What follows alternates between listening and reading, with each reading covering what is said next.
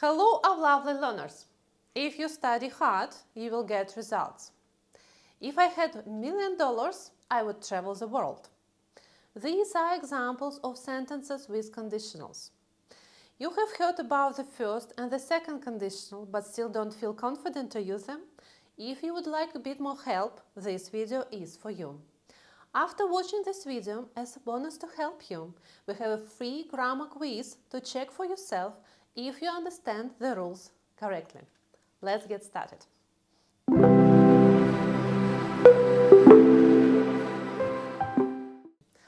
Today, we are going to explain the conditionals in English language. What are conditionals and why are they important? Sometimes, when we say our intentions to take a certain action, we introduce potential obstacles or conditions that might affect the realization of our plans. Conditionals are sentences that describe results with a particular condition.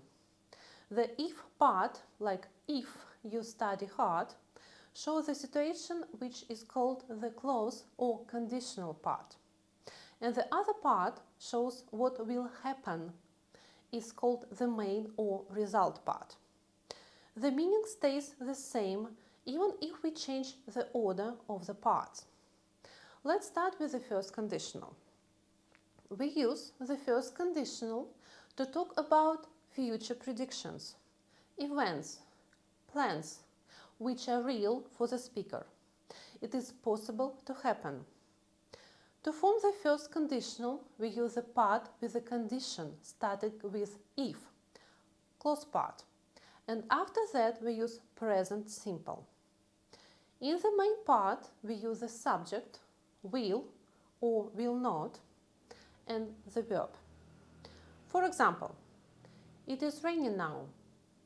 If the weather is fine, I will go for a walk. If I find a new job, I will be happy. Usually the conditional part goes first, but the main part can come first as well without changing the meaning. I will go for a walk if the weather is fine. If the weather is bad, I will stay at home. In the clause part, I have used the conjunctions if, but it is possible in other conjunctions as well, such as when, as soon as, unless, after, before, and after them we use present simple. It is important. Yes, we talk about the future, but in conditional clause we use present simple. As soon as I finish my breakfast, I will go to work. Unless I get the bus, I will be late for work. When I am at work, I will drink coffee. Now it is the turn of the second conditional. We use the second conditional to talk about imaginary, unreal situations, situations which are unlikely to happen in the present or in the future, and its results. To form the second conditional, we use a part with a condition starting with if, clause part, and after that we use past simple. In the main part we use the subject, would or would not, and the verb. For example, my friend lives far away from me and we don't see each other every day, but I would like to. So I might say to her, if you lived closer, we would see each other more often. In this sentence, I use if plus lived. This is past simple. And in the main part, I used would plus the verb. Another example. If I won the lottery, I would travel around the world. Chances that I will win the lottery are pretty low, but if I did, I would travel more. So I have imagined the situation, and in my hypothetical situation, I have used the second conditional. Another example. If I had more time, I would learn to play the guitar. I don't have a lot of free time. it is my current situation.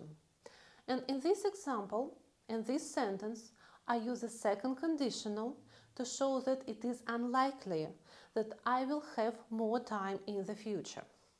But if I had maybe 1 extra hour, I would start a new hobby. In these examples, I have used would in the main part, but it is possible to use another verb, could. For example, if I won the lottery, I would travel around the world.